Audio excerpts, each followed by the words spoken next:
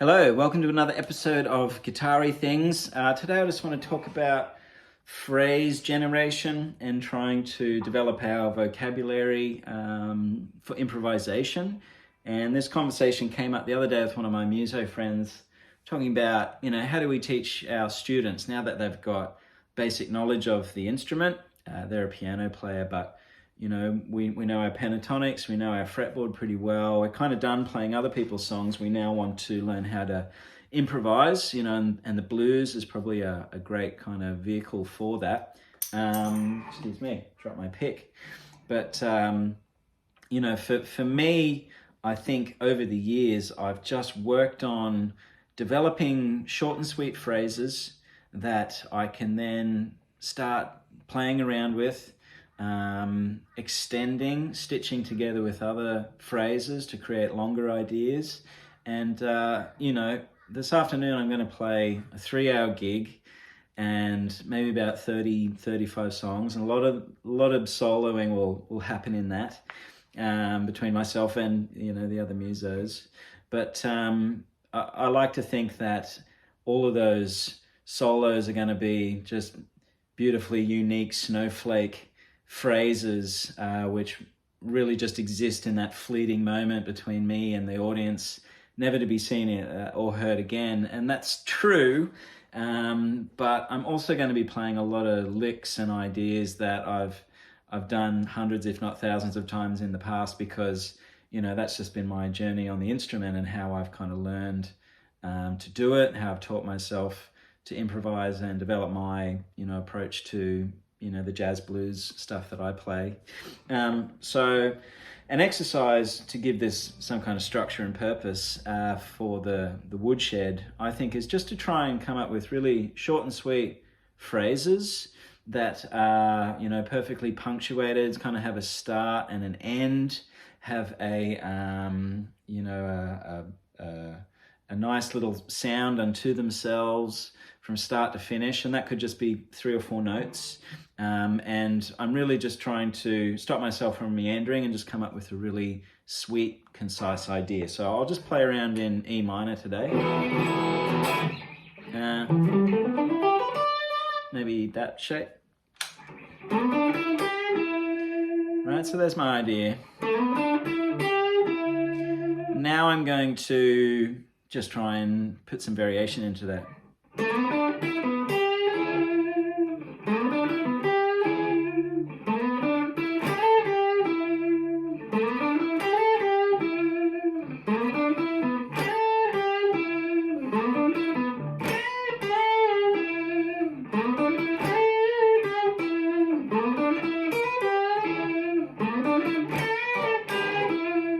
Right, so I guess I'll just keep digging, and fishing for ideas and taking one phrase and then just trying to develop it until it falls apart or starts losing its punctuation, and starts meandering.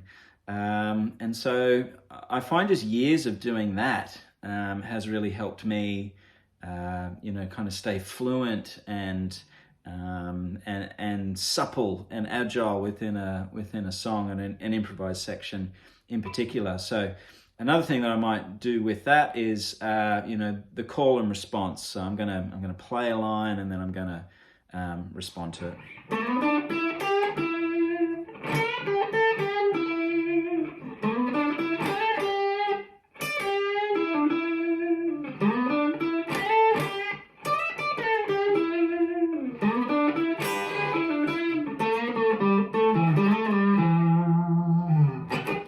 So I've just created a short piece of music. It'd sound pretty good with a band behind it. And I think the ideas are very present and very easy to comprehend. And I think, listening back to some of my recordings and practice tapes and demos and things over the years, I start switching off when I'm playing too many notes and there's not a lot of narrative or reasoning behind what I'm doing. And often I'm drawn to my own playing or the playing of others when it is kind of simple and melodic and has, kind of dot points through it. So I'm getting that call and response, and the structure within the phrasing is just very easy to listen to and easy to kind of latch onto as a listener. And when I start kind of shredding and playing lots of notes, sometimes it's just too much information. And I think you can earn the right to shred and play some faster lines and things. But you kind of need to earn that through, the development of motif and kind of building up to it, in telling that story, so to speak, whether it's 8 bars or 24 bars. I mean, these aren't set rules, but these are just my approaches to music making. So as an idea, just take any scale that you like and just start coming up with short and sweet phrases and just start putting them in the bank, and I'll keep the things I like and I'll modify or eliminate things that I don't like. And it's really just this ongoing process that never ends.